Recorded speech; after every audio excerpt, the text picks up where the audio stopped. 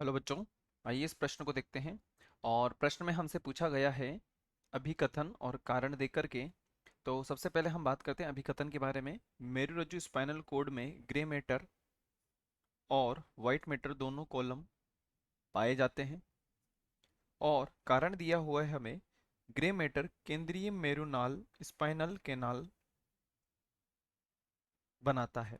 और हम बात करते हैं सबसे पहले प्रश्न में दिए गए या प्रश्न से संबंधित मुख्य अवधारणा के विषय में। मुख्य अवधारणा जो कि संबंधित होगी मेरुरज्जु से। मेरुरज्जु, हम यहाँ पर इसको लिख देते हैं मेरुरज्जु, या नियंत्रण या समन्वय भी हम लिख सकते हैं, मेरुरज्जु। और हम यहाँ पर अब इसके बारे में समझते हैं कि मेरुरज्जु के अंदर जो भाग पाए जाते हैं तो वो कौन कौन से होते हैं। तो हम यहाँ पर अगले पेज पे लिख लेते हैं। देखिए, जो मेरुरज्जु होती है तो हम यहाँ पे इसको समझते हैं। मेरुरज्जु जो होती है यह दो भागों में या दो चीजों का निर्माण करती है। जैसा कि हम बात करते हैं तो दो चीजें पाई जाती हैं, एक तो होता है ग्रे मैटर और एक होता है वाइट मैटर। ग्रे मैटर एवं वाइट मैटर, ये दोनों इसमें पाए जाते हैं। अब यदि हम बात करें तो ये कहाँ की ओर स्थित होती है, तो हम कह सकते हैं ये तो हमारे आंतरिक भाग में विद्यमान होती है। आंतरिक भाग में विद्यमान होती हैं। और यह बाह्य भाग में बाह्य भाग में उपस्थित होती हैं, उपस्थित होती हैं। और साथ ही साथ यदि हम बात करें तो जो ग्रे मैटर होते हैं, तो ग्रे मैटर का जो कार्य होता है वो कार्य क्या होता है, जानकारी को पहुंचाना होता है। हम एक तरीके से कह सकते हैं जो भी सूचनाएं होती हैं, सूचनाओं का सूचनाओं का आदान प्रदान, आदान प्रदान करना, सूचनाओं का आदान प्रदान, सूचनाओं का आदान प्रदान करना, ये किसका कार्य होता है, इनका कार्य होता है।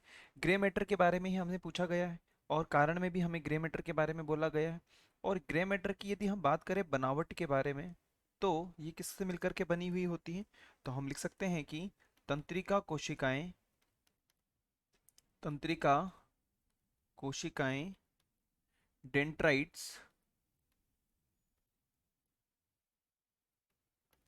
और सिनेप्स से मिलकर के, सिनेप्स से मिलकर के मिलकर बनी होती हैं।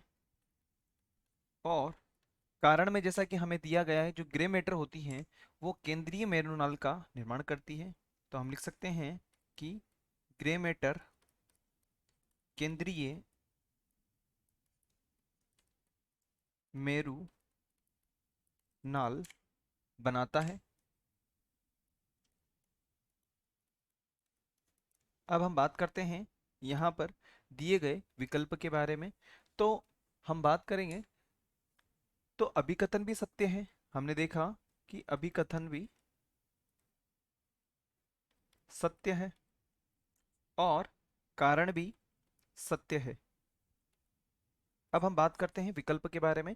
तो विकल्प ए हमें दिया है कि ए और आर दोनों सत्य हैं और आर ए की सही व्याख्या है। देखिए, आर सत्य तो है परंतु सही व्याख्या नहीं है, हम ये कह सकते हैं। सत्य जरूर है परंतु सही व्याख्या नहीं है। विकल्प बी ब के बारे में हम बात करें तो ए और आर दोनों सत्य हैं, पूर्ण रूप से सत्य हैं। लेकिन आर जो है वह ए की सही व्याख्या नहीं है, जो कि पूर्ण रूप से सत्य है। ए और आर, यदि हम बात करें ए सत्य है लेकिन आर असत्य है, ऐसा भी नहीं हो सकता। ए असत्य ऐसा भी नहीं है और दोनों असत्य ऐसा नहीं होगा। तो हम कह सकते हैं कि विकल्प ब हमारा वांछित उत्तर होगा। आशा है आप इसे अच्छी तरह समझ गए होंगे। धन्यवाद।